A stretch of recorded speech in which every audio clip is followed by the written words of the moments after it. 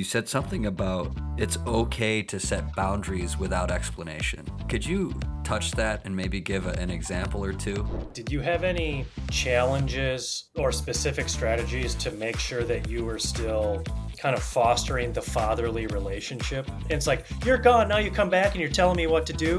What's it like raising kids that just have such a different economic situation from you? What they're growing up with versus what you grew up with?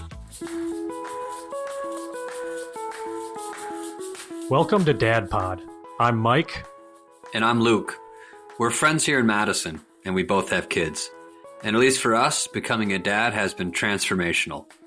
We talk to all sorts of dads in all sorts of situations to learn from their unique challenges, lessons, and evolutions. The goal is simple: learn from each other to become better dads. If you dig it, please find us on Apple or Spotify and click follow. That single click helps put us in front of more dads, which Luke would really appreciate. Welcome everybody to today's episode of Dad Pod. I am so excited to introduce to you Raju as a first-time guest. Raju's father was a first-generation immigrant where he learned lessons of perseverance, working hard, and true entrepreneurship. He went on to MIT where he worked at Bell Labs before it became AT&T, where he met his incredible wife. He's the only man I know who has talked about karate kicking his now wife at work, and it resulted in neither being fired or dumped by his wife. He then went on to found 3 different companies, after which he went to the dark side where he worked first at Sigma Ventures before joining RRE as a general partner. He's made investments and sat on boards at dozens of technology companies, which is where we met. Most importantly, Raju has 4 incredible children with his partner and wife. Raju, you are proof that good things can come out of New Jersey. We're so excited to be determined. To be determined. So to jump in, I'd first love to hear, what were the big things you learned from your father? And how did the way you were fathered by him impact the way you father your children? Yeah, no, I'm happy to jump into that. And I am going to say this, but I really do feel like you invited me to this podcast as a contrast to the good dads. And, when people see the bottom, they aspire. They're like, they feel better about themselves. You know what I mean? So I'm here to let the world feel confidence. Anyone can be a dad. Set low standards so that we can exceed them. And I'll just make one correction. I met my wife in high school, not in college. Oh, I didn't know that. Yeah, we went to high school together. That's a great thing, by the way, because she knows all of my friends and everyone like through history. So it's really good. It's a good question. Learning from my dad. People don't know my father's story, but I'll maybe start there a little bit just to give people a bit of background. Great. I'm first generation as well. So I was born in India and I was a couple years old, and my dad, tough environment in India. He was married, had 2 kids. It was my sister and I. And he was living with his father, and life wasn't really great. I got to be candid. My father's mom had died many years ago, and my grandfather had remarried. And, so the new mother was just, she was tough on the kids that were not hers. There was like 7 of them that were not hers and 6 of them that were hers. So there was 13 in that family. Oh, wow. And so, my dad was the oldest of all of them. And when he, got married, you kind of have to move in with your father's, sort of groom's parents, and they did. And we had kids, and sort of my step-grandmother, I guess, was giving my mom and my dad a real hard time. And he didn't see a real pathway out. He was well educated. He had 2 degrees in economics in India, spoke English really well. He worked at the U.S. Embassy with the hopes that, he could get a visa to the United States. And this story can be like a 4-hour story, so I'm going to make it shorter. Needless to say, like one day he met someone in the embassy who people mistook for a bum, and he kind of took care of them and told them to clean up. And the guy was like actually an important business person and knew the head of the embassy. And lo and behold, my dad gets a visa to the United States. And, he's a little nervous, frankly, because one, never been, and it would be a big disruption. And two, he had no money. He didn't have the money to go. So he's pensively having tea at a local tea shop, and a friend of his walks by, and he sees him and he says, "Prem, you look so pensive. What's going on?" He goes, "I just got a visa to the United States, and I want to go, but I can't afford it." And so his friend says, "This is crazy. I just took a job at Air France, and we have a new program called Fly Now, Pay Later. And, sort of like this installment plan for flying." And he goes, "I'll get you into the program." So my dad flies to America, doesn't know anyone, leaves us behind. And so because he leaves, we can actually move out of his parents' house, and we move in with my mom's parents in Punjab. So we're there, and he lands in the United States, and he doesn't know anyone. So he literally sleeps on a park bench, and this kind lady walks past him several times and notices him and says, "Hey, you're sitting here in a suit and you're sleeping on a park bench. What's going on?" And he kind of explains the story. He's embarrassed, and some guardian angel stuff here, but she invites him to stay with her, and then ultimately teaches him how to read a paper and find a job, and comes with $12 in his pocket, and he eats at Nathan's every day. And because Nathan's has 3 hot dogs for $1, and so he gets 3 hot dogs, loads them up, eats one, keeps 2 in his pocket, and goes on job interviews. And most people don't want to hire him because he's got a weird visa. It's not really a work visa, I guess. And so finally he winds up at this store, a Panasonic store, which is pretty disheveled, and the manager just needs help and doesn't care. And he hires him, and the short story on that is he gets 17 promotions, and ultimately retires as a vice president of advertising at Matsushita, which is the parent company of Panasonic. But all through that pathway, he only gets, his promotions don't really give him too much more money. And so it took him a few years to earn enough money to basically pay for my mom, my sister, and I to fly to the United States. And so we fly, we grow up in New York, and really kind of, tough neighborhoods, and started out in Rego Park, Queens, and then we went to Co-op City, Bronx, where, kind of had to run home so you didn't get beat up, and really didn't have a lot of money for most of our life, frankly. And then finally, my mom forced him to move to New Jersey so that we would survive as kids, I guess, was sort of the long and short of it. And in New Jersey, we kind of prospered, and ultimately I met my wife there, obviously, so she's 2 years younger. So I think that background's important to understand context around my father and what he did that was great and what he did that, it wasn't so great. But he felt a tremendous responsibility to provide for his family. And I do too, right, which is a double-edged sword. I didn't see my dad a lot for many years. He took jobs that he didn't want to take because he just had to make ends meet. And he was all the time sending money back to India as well. So, this was kind of a combination factor. But, that sort of responsibility to take care of the family is super tight with me, right? Like that is a lesson that I've sort of embraced, and I think my kids know that, and they've kind of embraced it.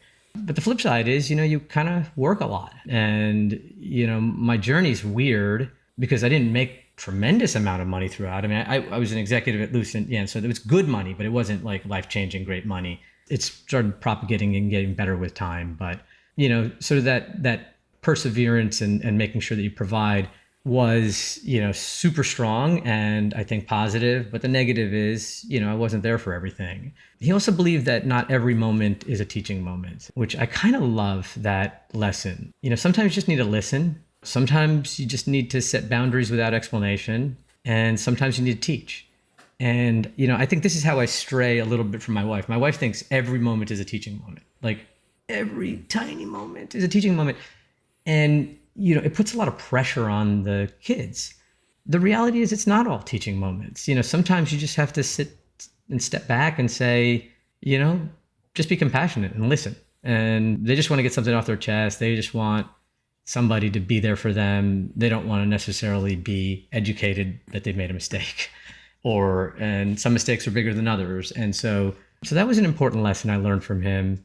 And then he also taught me to be really focused on the long term and not the short term. Just the amount of time and effort it took him to get to the United States, and the amount of time and effort it took him to get to the place where he ultimately retired.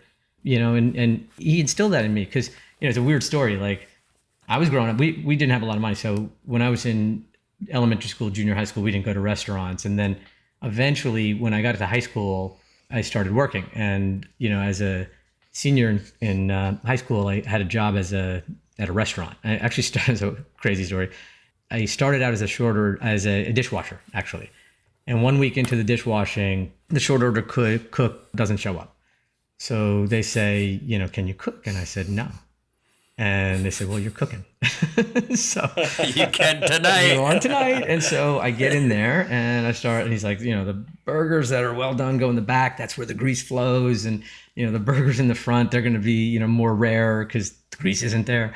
And, this is how you kind of make a tuna melt and, all sorts of stuff. And I'm a quick study. It's one of my sort of fortes. And so got really good at it. And a week later, the, short order cook shows back up and they say to him, sorry, you got no job because this kid's better. And so I'm cooking.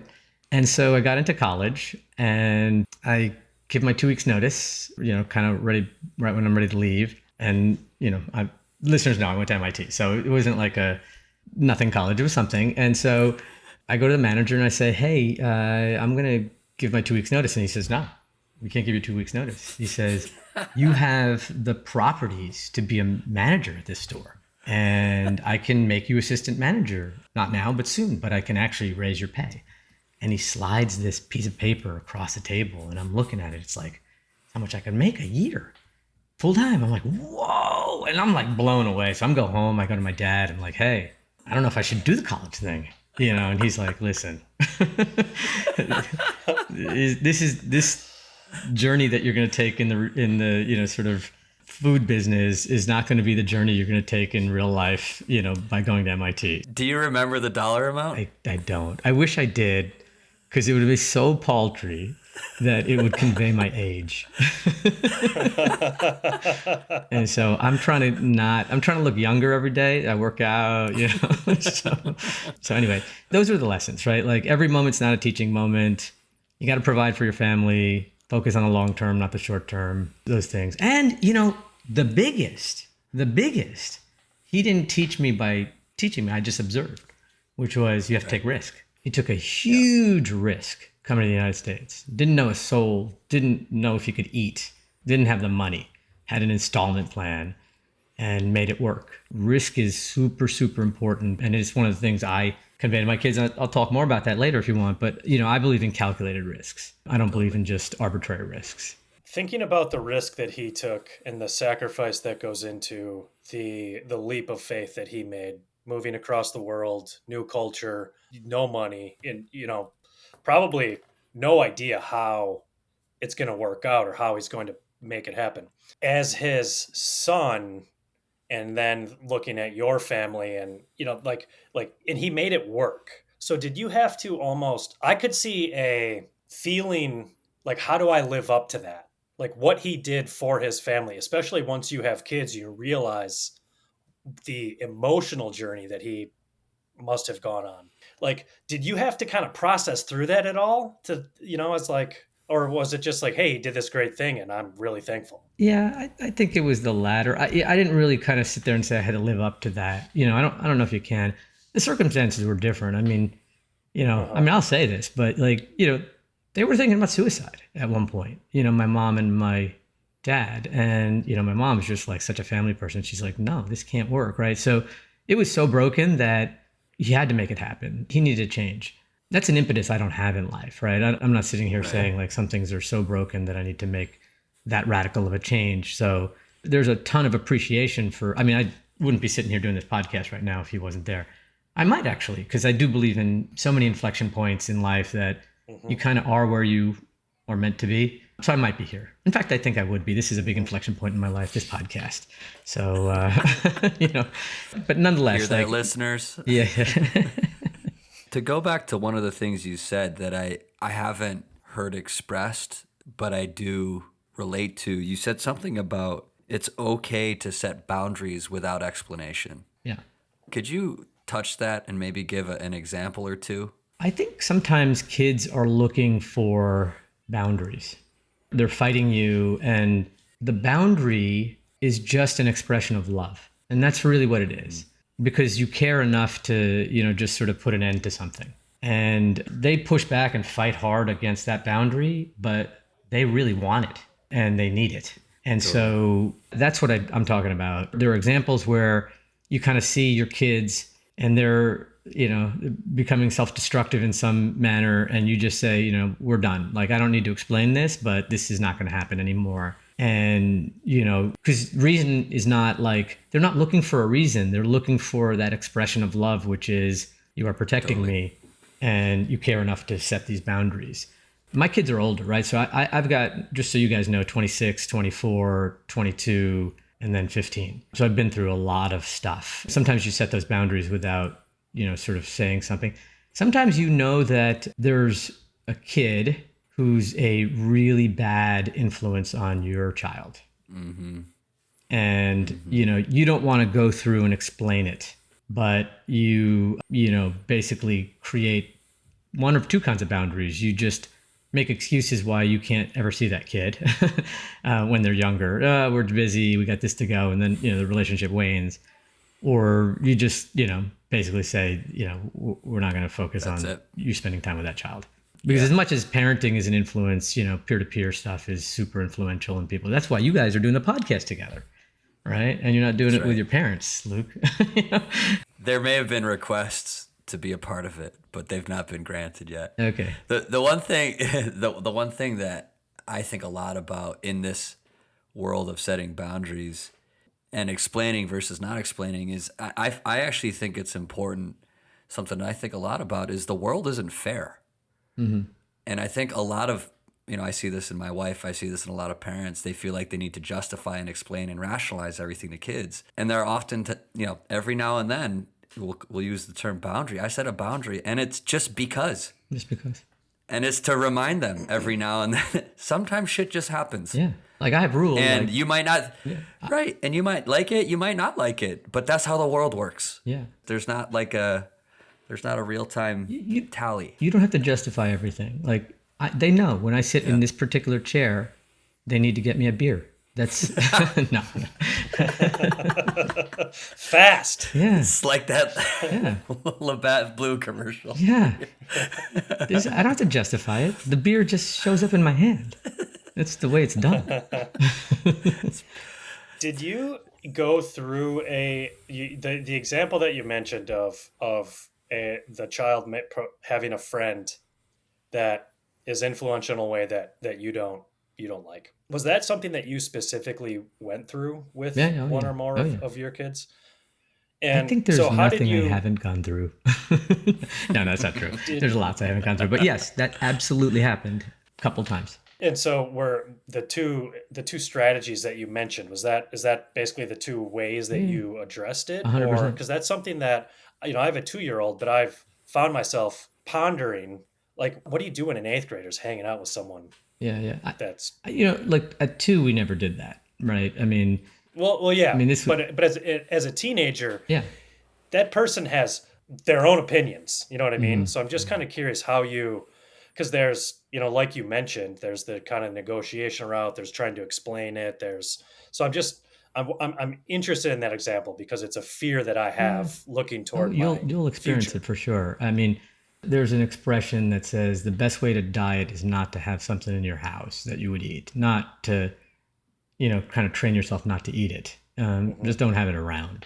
I think the reality is, that happens with kids as well. And, you can teach them all the good principles in life and, hope they're going to just leverage all the things that you've taught them and become wonderful people. But like, that doesn't always happen. So sometimes you got to just keep the potato chips away. And that's the tactics I've used. In some cases, it's like where it's really obvious, it's like, nope, not a friend anymore. And then when it's not so obvious, just subtly making it hard to meet that person. What type of friction did you face, or did you have pushback or? Yeah. I mean, there was friction. There was like, why, all the other people, yada, yada, yada. But that's why I said, sometimes you got to set boundaries without explaining yourself, and it's okay. Like, your kids need to understand that. There's different stages you're going through with your kids too, which I can talk a lot about, right? There's like a lot of people talk to me, I'm having a kid. I know you had 4. Like, can you help me out? And I have like, well, my lessons, and there's a tip section I could just publish it probably. I'll give it to you. Like, I mean, I have like 5 or 6 tips.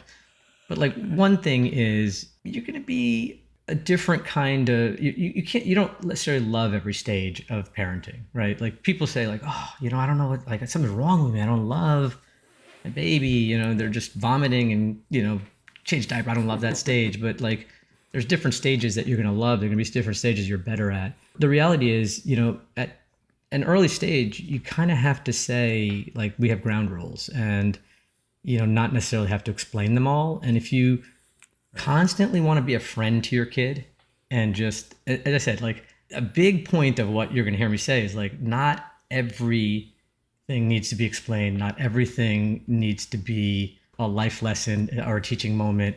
But some parents feel like everything needs to be justified and explained because but that's a child over there, right? They're not going to get what you have to say. They don't have a lot of the thinking, and your responsibility goes far beyond that. So, so as long as they know, like, there are going to be some rules that you set, and that's going to happen until they go to college or whatever, they just get used to it, right? A little bit.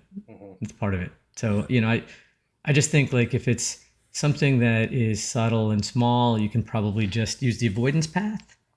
Just don't walk past the potato chip aisle. And in other cases, it's like, don't go to the supermarket, right? You're never allowed in the supermarket. You can never buy it, so, and that's more overt. It's probably a stupid analogy. I think it's right on. Okay. Because it's the temptation. It's a temptation. And you mentioned something interesting there of, let's call it a habit early, that in this case, there may be rules that are just rules, and that's the line. Did you have other principles or rules that were kind of like lifelong for the kids that you would set early on? I'm curious if you had like long threads of some consistencies that you tried to set early. Sounds like get dad a beer might be one of those. Yeah, dad. Those long threads. Get dad a beer. In this chair, get a Labatt. Now, you know what? So the reality is not everything's a teaching moment, and you really want to pick 3 or 4 life lessons that you feel are vital, not 50, right?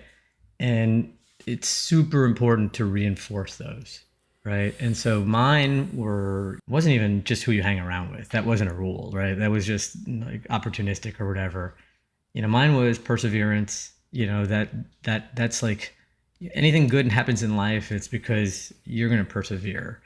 And, people who say you're a natural at X, natural is built. Natural is not really natural 90% of the time. So that was one. The second was, your siblings, right? That was like really important, right? And I'll give you stories on how this has manifested itself. Like my kids love each other. They go on vacation together, like without us.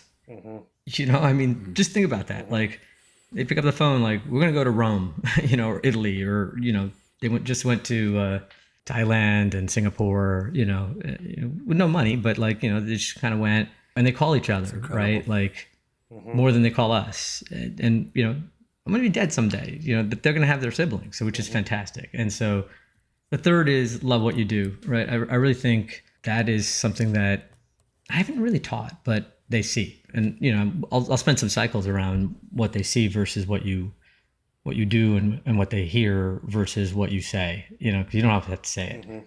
And then the last is, take calculated risk, because I think without risk, some level of risk, sometimes you can never get there to do what you love and to, get the job that you want. And so people thought I was ridiculous for leaving Lucent. I was an executive. I was going to become, I was on a track for greatness there, and stock price was, going off the charts. And, I believe in tailwinds and headwinds. That's one of my philosophies just from business. And so there was a massive headwind coming in telecom, and we all saw it, but, Lucent was still on fire.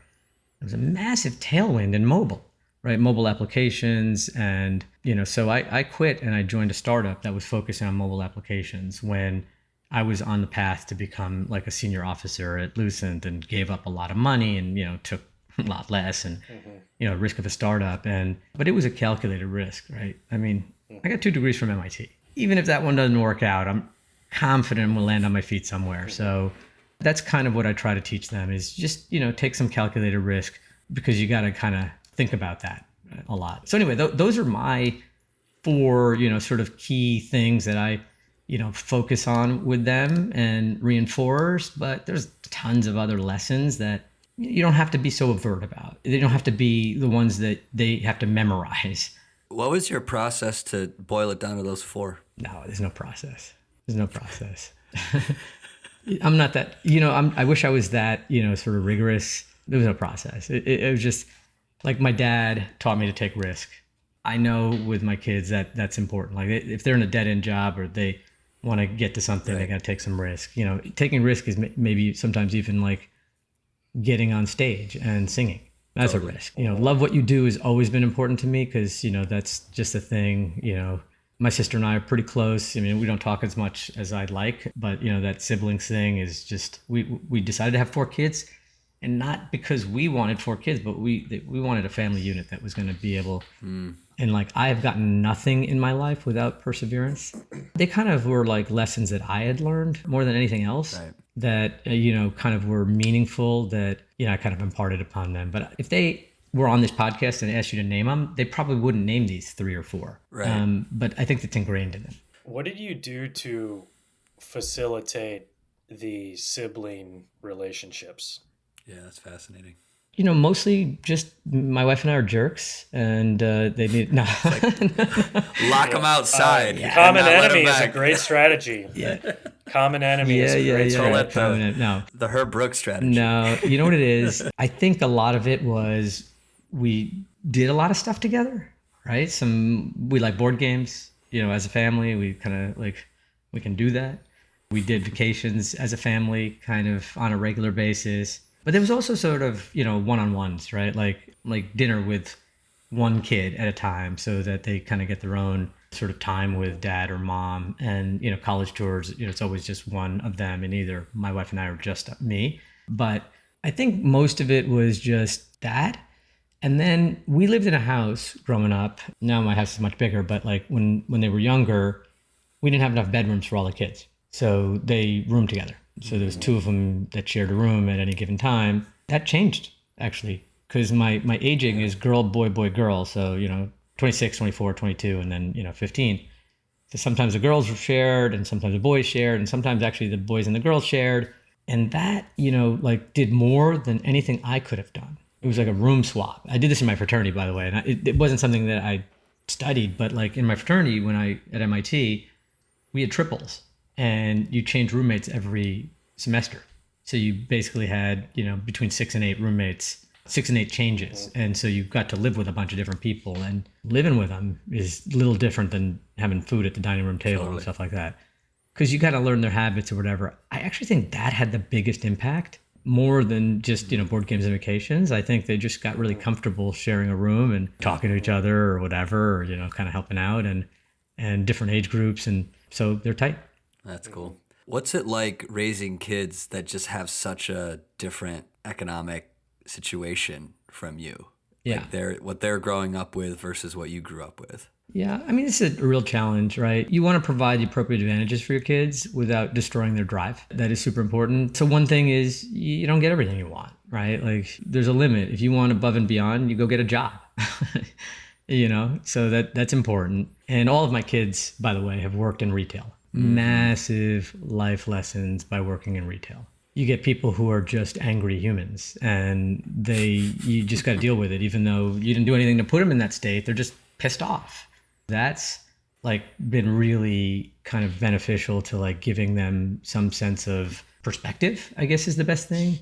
Paid for their college, right? I mean, that's a lot, right? The loans and everything like that. But they were driven, right, by that point. So I think that they kind of knew what they wanted to get to. And, I encourage them to volunteer, right? Volunteering is one of those things where you can see, it gives you perspective. Right.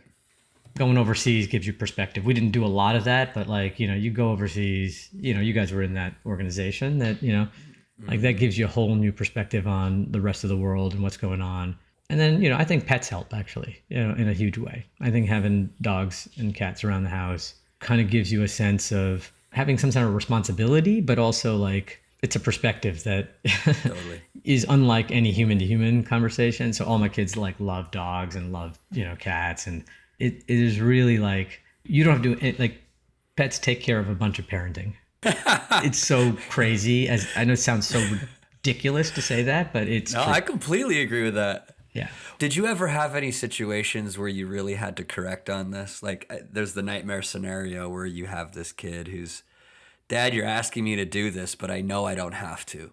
Like, why are you making me work? Why are you making me do this stuff and I know what you do. I know we have the means. Like, did you ever have to really course correct, or was this so ingrained I mean, that I got to be candid with you guys. I didn't have sort of a lot of real life-changing wealth, all my life. Most of my kids' childhood was modest wealth, so I didn't really have to go through and say like, hey, my friend's got a Tesla. Why don't I have a Tesla in high school or whatever? I mean, I didn't have any of those kinds of scenarios. And, frankly, you got to understand, kids can teach each other, which is amazing. So, pay a lot of attention to that first one. And if you have four, the first couple, because they kind of just teach each other. It's, I don't even know my fourth one's name. Like, like there's somebody else is taking care of her. So, and she gets a lot of, oh my God, like ridiculous amount of parenting from the other three. It's awesome, right? Like to see it, because they're just like, hey, what is this crappy grade here? Like, you got to get to a good school so you can get a good job. And like, I don't even have to say that. I mean, that is so awesome. Like, that's why I love AI. Eventually AI is going to do all my parenting for me. It's going to be fantastic. What is your approach and view on your kids' connection to India and to to that part of the kind of the family history? Because they're very close. Yeah, you said you were born there. So how did you think about and how did you act on that part of their life? Not really well. My wife's, sort of, she was born in America and, Polish lineage, but like born in America. Her parents were born in America. Her grandparents were not. But, and so your kids learn lessons from people who are around. I wasn't around a lot, so I didn't teach a lot about India, so kind of delinquent on that part. I think they're really curious, and so we will eventually go there. It's not been something that my wife really wants to, is like dying to do or anything like that. So I think, most of the vacations and trips that we take and dialogue that we have is more aligned around, things that most of us are comfortable with, all of us are comfortable with. But, it's odd because, I went to high school with my wife. She was 2 years younger than me. I went to college, and then, 2 years later she gets into MIT as well. And, and then we start, basically building a much stronger relationship. One of my oldest daughter, she's still dating, she's like a few years out of college now. She's still dating her boyfriend from high school, and he's Indian actually. So she's actually more Indian than I am. Like she knows all the stuff and, and I was raised in this country and my kids, I got crazy stories about arranged marriages and stuff that I can tell you, but that's more a me pod than it's a dad pod thing. So we're gonna avoid those stories. But yeah, I've been pretty delinquent about that. So, they know about Hinduism, but they don't really know how to practice it. They're Catholics because my wife's Catholic, and so you got to balance this stuff, right? Like I can't come home for 15 minutes and spend time kind of regurgitating history about India. I have to focus on the things that are happening in the moment. How did you think about with your wife? Like, how did you land on who was going to teach what, or how the family was going to connect with what, coming from two different places, two different countries, or was it just you're gone, so that piece is just kind of not happen. She's here, so her background is going to be a little bit more prevalent, or I think the balancing act is really a tough one. I think the reality is she should be on this podcast doing the dad pod, because she was a dad more than I was a dad sometimes. I travel a lot, but the reality is the core things we were really kind of tight on. We always wanted 4 children, right? Like this was like dating in high school kind of time. It was like, it's 4 kids, and it's like kind of been with us, and we're really technical family, right? Like, even though she hates technology, it's really bizarre. She finished MIT in 3 years, highest grade in every class. Wow. Super smart. Hates technology, like literally hates it. If something breaks, she's like, go fix it. Like, this is not my thing. But we agreed on the big stuff and up front. And I think the stuff that was in the moment we would talk about. And I think kind of lean toward, whatever she preferred mostly, unless I had super strong opinions, because the reality is, like, you think all this stuff is going to be super important as they get raised, and it's not. I have these tip section I was going to give you, but like, one of the most important lessons that I think parents should know about is that your kids are always watching and listening. And I think it's a great story about this. It was a friend of mine. It's actually one of the reasons I left Lucent. I didn't love the job. And, tailwinds and headwinds aside, I didn't love the job at the time. So it was another guy, and he was running, North American sales, and I was running international sales, for the business. And he comes in one day and he goes, he looks like he's gobsmacked, like somebody's just like hit him over the side of the head. And I said, well, what happened? And he said, my kids are about to go to college, and I was just having kids at the time. And I asked my son, like, what does he want to do for a living? Like, what kind of career does he want to have? And he said, I'm not sure, Dad, but I don't want to do what you do. And he was like blown away. Like, he was floored when his kid said that. And he said, like, I've never told him I didn't like my job. And I've never said anything but good things about my company and everything. But like, he sees it, like they could see right through you. Right. And so your kids are always watching and listening. And, I remember my daughter rolling her eyes at me when I made a comment. And I was like, I don't even know. I was like, you got to like minimum SAT score to get into a good college. Or she's rolling her eyes like, that was back when you were a kid 500 years ago. Right. And then later I overhear her repeating the same lesson to her friend.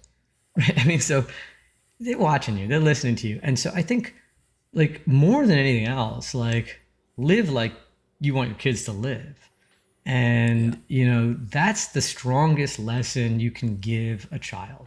And I think when you live in a way, and sometimes you have to live a different way, right? You just don't have the opportunities, and you make it work. But that make it work lesson, sits with them. Like, my dad made it work. I'm going to make it work, right? Like, I took risk. I changed jobs. I went to startups. I went to venture capital. I've never kind of rested on anything.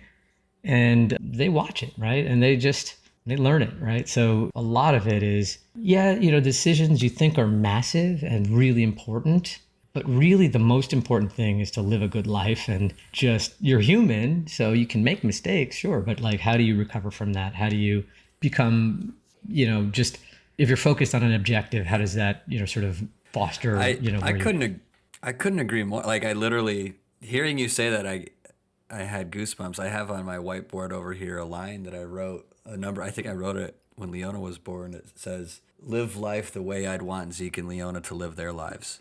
And it comes from exactly what you're saying. What I took from watching and being a part of my family had very little to do with what my parents told me about their job. It had everything to do about me watching them. Yeah. As my parents. Yeah. As they were going through it. We've touched on this a little bit, but you have this kind of core lesson or principle of perseverance. You obviously have worked your ass off throughout your life. I think we've talked about a lot of the successes, but what are some of the harder things? What are some of the failures when you look back as you were trying to balance this high impact life with your family? Yeah, there's so many.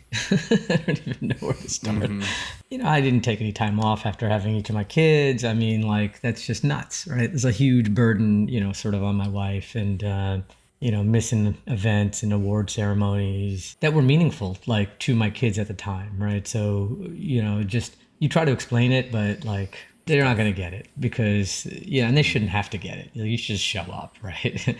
And be there. Those are important. And I think, kind of failed at doing that, right? And go backward, I probably would change those moments. I think I had this belief that every single day, or there were just too many events in my career that I perceived as being super important that actually weren't. Right. And, that was the balancing act that I was really bad at. I was just like, oh man, I have to go to that meeting because, this person's going to be there, change the trajectory of my startup because I started 3 companies, or like I got to go to this, international trip because, 2,000 people are going to be in the audience listening to a talk I'm giving or whatever. And, out of that, my career is going to kind of move and, there's like key audiences.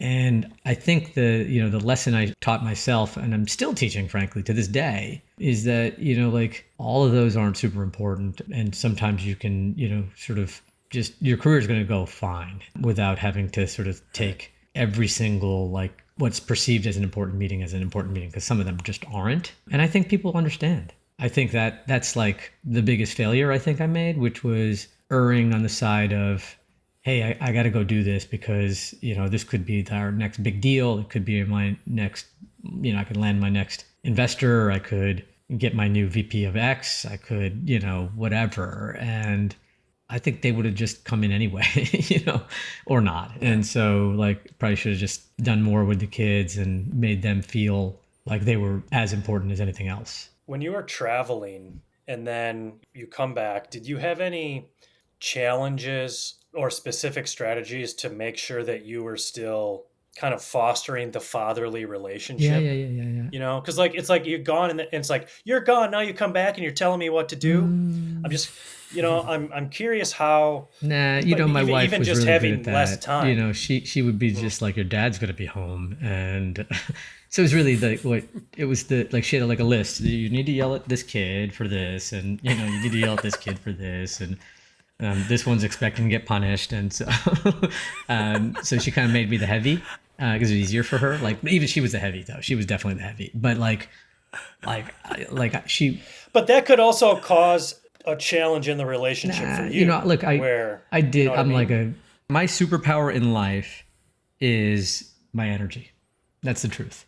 And Can vouch for that. Witness. I have a lot of it, and I'm just kind of like binary on it. And it's actually a double-edged sword, right? Like I am super present. When I'm in the room, I'm in the room. And when I'm not in the room, well, that's when I get into trouble because sometimes I need to be in the room, or like, what, you didn't get that text message? I was like, I was in the room, like I'm just talking to somebody. So when I got home, I would do weird things, right? Like with my kids, like give them lessons. Then I'd stay up and I'd manufacture stories. Like this was like, my kids still remember this today, right? It's like, I was a big, I'm a nerd.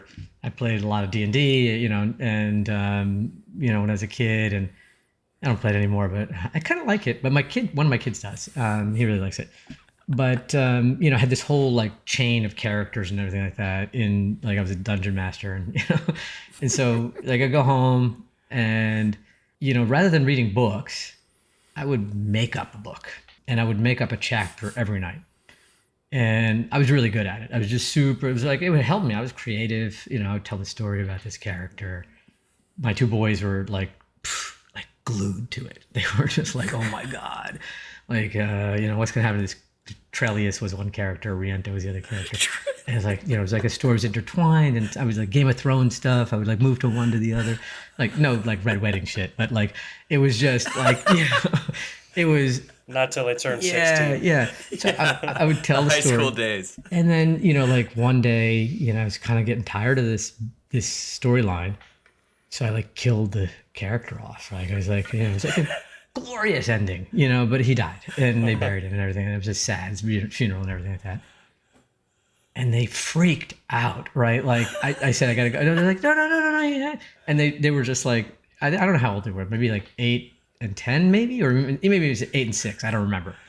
And they were, sitting in bed and they just didn't sleep the whole night. I was like the opposite of what I wanted to. And they're like, no, he couldn't have died. Like, that's like, what's really happening? It's like, and like all day. So the next day, I had to revive him. Like, I literally like, it was all a fake, like and the bookstore. So, like, yes, I was a heavy, I'd come home and my wife would be like this. I did crazy stuff like that, with, or I got a bunch of dry ice and, we kind of like saw what dry ice could do one day, and they were just like blown away. And my wife's like, you're going to burn them. And I was like, no, I won't burn them. And what's dry ice burn? Don't it's touch not that bad. It's a finger, right? It was like, so But, like they love that. And so there's a little bit of creativity in it. And so as we got older, the mobile era happened. And, kids got mobile phones, so you could text them. Now, the crazy thing now for my boys, they don't really respond to text messaging. I mean, one of them does, the other doesn't. It's Discord. And so you get on Discord because it's a gaming platform. And so I can see when their presence is, and we talk on Discord. Wow. You go to where your kids are, right? So I think technology has made it easier. Plus, I'm just a little bit crazy or a lot crazy. Mm-hmm. So, you bring energy to the table. All of a sudden, you're not necessarily just the bad guy. You do crazy, fun stuff, and kids love that. One of the consistent messages we've heard from people who are very still active in their career, and it may take them travel, but it certainly takes energy and their attention investment, is that you can do that and still have a great relationship with your kids if when you come home you are all in on them. Mm-hmm. Or you really definitely you have a reflective investment in that. You got to be all in. Now my kids are older, right? Like I got 3 that are out of college and working now. Mm-hmm. That's just easier now to do that. But yeah, you got to be all in, right? Like when you get home, that's kind of why I think I'm still married and, and my kids don't hate me, is because when I got home, I'm just an in the moment guy. And when I have a lot of energy. So like, I don't care if I've been on an overnight flight, I acclimate quickly to the time zone and I'm just there.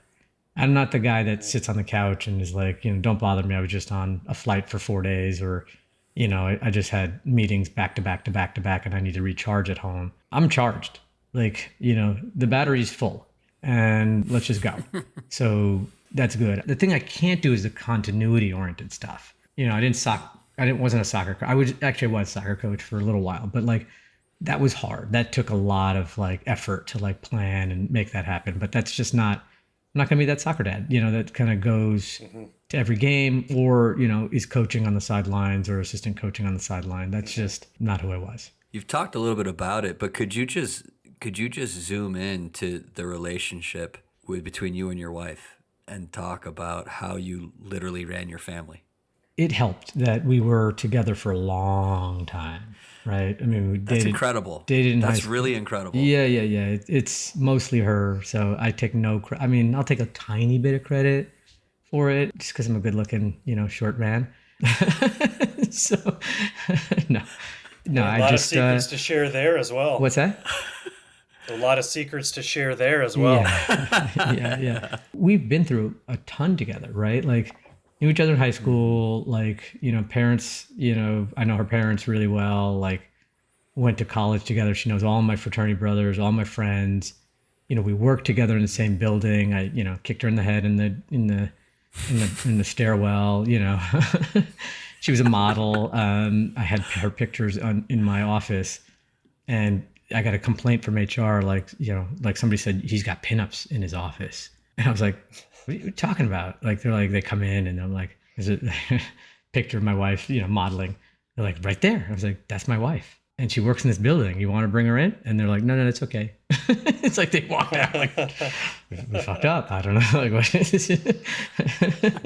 You're not allowed to have pictures of your family on your desk? I mean, what kind of place is this? So we went through that. And then, so we worked together for 5 years, maybe even almost 10, right? And then I did the whole startup thing. That really helped about it. So that's a tip. I also feel like, when I'm home now and even with her, like super dedicated to like, and attentive, to her needs and desires, because she's taken on a lot, right? Because sometimes I've gone a week at a time. I mean, or like 3-4 days, and I'm kind of a weekend husband, if you will. And so like, that's super important. And, I've screwed up a bunch in terms of like, not being responsive or not calling every day. And, we work on things that are going to make that work better. Just because if you don't call for 3 days, then that first day you're just catching up or you're just trying to figure out how to get her not to be angry. So, it's like, okay, I brought home a nice apple pie, So the relationship with her is just, we have so much longevity and sort of history that it allows me to get away with being, not as good as I should be. And then the other thing is I'm a big believer in working at it, right? You just got to work at it. Like just with anything else, any relationship that you have in life, you have to work at it. Work on yourself. You got to work on your relationships. You got to work on, goals that you have. And I try to be like more focused on her and like what the objectives that she has when I'm home and less so when I'm away. It's just, that's kind of the way it is. I wish it was easier to, to give you tips. Like we have do you do that? We have a whiteboard. At the expense. I'm curious because you're mentioning, really focusing on her, and then you've mentioned, really being, just bringing the energy to the kids. How then do you fit yourself and your kind of your own care and your own needs into that whole picture? Yeah, it's a good question. I derive a lot of energy with being with people. So my self-care is built around 3 or 4 principles. Like I work out every day, so I find time to do that. It doesn't have to be a lot, like 20 to 40 minutes, right? Like anybody can find 20 to 40 minutes from that perspective. And that's a really balancing thing for me. Like, hormonally, it kind of like just evens you out and too energized or too, tired or anything like that. I do derive a lot of energy from being around people. I like to generate a lot of energy, but I also receive a lot from being with people. So my self-care is not that, I'm not worried about that. When I come home, I'm not sitting there saying like, I got to take care of a bunch of stuff. Because, basically my job is what I love doing, which is, talking to people and learning and seeing technology work in weird ways. And I'm energized every day from that standpoint. I'm energized from working out. And then my other little tip is I don't know how I did this, but I didn't take classes or anything. I'm a really good masseuse. So I do give my wife massages pretty much every time we're together. And I feel like this needs to be validated. I can't tell if this is no, bullshit or not. This is totally like, you could ask her. I'm very good. And so that's incredible. Like that, like we're watching TV and she's getting a massage. And I think that has literally been the thing that saved our marriage. I'm pretty darn good at it. I give like the hand massages and, like whatever, little things. It's just, it says I love you. It says, I know you've done a lot, like here's something. Anyway, that's super cool. Those are my like marriage tips. Everybody can't do that. Everybody can't have energy. So I feel like I'm not giving any lessons to anybody. Energy is something that, either you have or you don't, but like. I don't know if I agree with that because I think everyone could find 5 minutes. Every husband could find 5 minutes to give their partner a massage at the end of the night, Yes. So like, I think that there's actually, and it's tactile. It's building the connection that way. It's a way to show your appreciation and love rather than throwing more, words to the wind. I think that's a really good. Yeah. Well, I'm going to be honest with you. They're not 5 minutes. They're like an hour. So it's not trivial. It's part of Raju's workout regime. No, it kind of is. I get strong now. But it starts with like. And mentioned during your self-care section. Yeah, no, it starts with like. There's a lot for us to. I don't want anything to do with you, and so like I'll grab her hands, I'll give her a hand massage, and then like an hour later she's happy and we're talking again. As you had kids and your kids are growing up, did the kids force you? Either personally or in your relationship, did it force you to deal with certain stuff? Like, were there negative qualities that maybe you had to tone down? Or in the relationship, was there like, hey, we got some unresolved stuff that to make this work, we need to resolve? Yeah. Can you think of anything along those lines? I like drinking a lot. And so, there's been moments I regret where I drank too much and I said stupid stuff to my kids. Like, I know them. I can still remember them. They're just like, it's like a dagger in my heart. Like I said something to my son that was just stupid.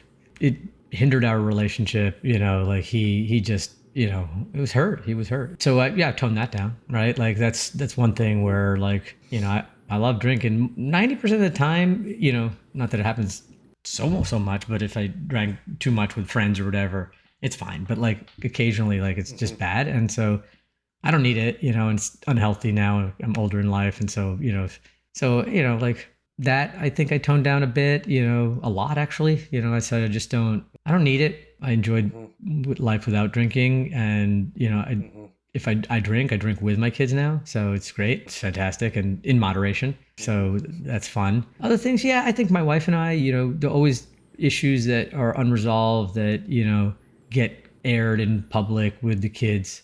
I don't think that's bad. Like, I don't think that's bad. I think my kids hate it, right? They're like, oh, we just like, can you guys just not, we're just trying to enjoy this, dinner or whatever. But, I think they got to see conflict just as much as they got to see passion. And totally agree. Yeah, like you don't want to say really bad things, right? Like, but you can fight. Yeah, I don't think that's bad. I think if you're fighting all the time, that creates a problem. But like, just airing out your differences. Well, I think it creates an unrealistic image if you don't show the whole picture of what a relationship is, particularly, mother, father, husband, wife. Yeah. It's impossible to go that long and work that much with someone without having disagreement, without having some dust ups. And I also think it can make children very avoidant. Like if there's not a model of how to have healthy disagreement, it makes disagreement a lot scarier. Yeah, it does. You don't know what happens at the end. Yeah. If you haven't seen it. The last question we love to ask everybody, you've been giving great advice along the way, but if you had one piece of advice you haven't shared yet for somebody who's about to become a dad, what would it be? I have a few. Could be more than one. Okay, fine. One, it doesn't make you a bad father if you don't enjoy every stage of your child's development. That is really important to internalize. Some fathers just don't like, you got to do it, but they don't like changing diapers. They're not the Florence Nightingale type of dad. Others, they kind of enjoy when their kids start moving. Like, it's just like, I don't want to use a pet comparison, but it's a little bit like, you got a companion kind of thing. Others enjoy their kids when they can be, a teacher, and they can teach them baseball and teach them like spelling, whatever, right? Math. Others are really good dads when they can be friends with their kids and, sort of like, share their personal issues, not act like a dad, just act like, we're friends, went to a bar. So I think that the reality is, it's your kid and you will be a good dad in 99.9% of the case. And don't beat yourself up if you don't love a stage. It's okay. That stage was going to move on. Like, there'll be other stages out there. So just, kind of tolerate it sometimes. The second is nothing makes your kids angrier than if their friends like you. That's just like, that would just pisses them off. And it's just this secret tip I have. I'm just like, look, I'm lucky to do the job that I do. I get to see Discord. I get to see, like, I just made an investment in something called a vinyl shop in Shibuya, which is synthetic music company. It's really cool. By the founder is the number 3 guy from Spotify who left. And, that's the cool dad. Oh shit, he's working on synthetic music. Like, I can blend Kanye and Taylor Swift together. And like, I talked to, my daughter's friends about it, and she's like, and she hears it all the time, but like now I'm talking to the friends, and friends are like hooked on my words. Or, like, I love anime. And, my kids are all like, my sons really like it. Actually, my older daughter does too. My younger doesn't as much. But I've got like the cool anime shirts, like Jujutsu Kaisen. That's a great one. If you haven't watched Jujutsu Kaisen, go watch it. Number 1 anime ever of all time. And so I'm wearing this Jujutsu Kaisen shirt, and we're going out, and my daughter's friends are there, and my daughter's friends like, oh my god, Dad's got a Jujutsu Kaisen shirt on, JJK. And like, she's talking to me, and like, we're becoming friends. And all of a sudden my daughter's like, what the fuck just happened here? Like, my friends are friends with my dad. Like, that's, yeah, like that is, oh, that's god. Amazing. And then the last one is just a massive yes to dad jokes. Like, just do your dad jokes. I actually read an article. I saw an article that said it's actually really good for child development, dad jokes. I think it's a big lie, frankly, but like, maybe a dad just, that's a real dad joke and you're just forwarding it, but like subtle. But yeah, like, yeah, do dad jokes.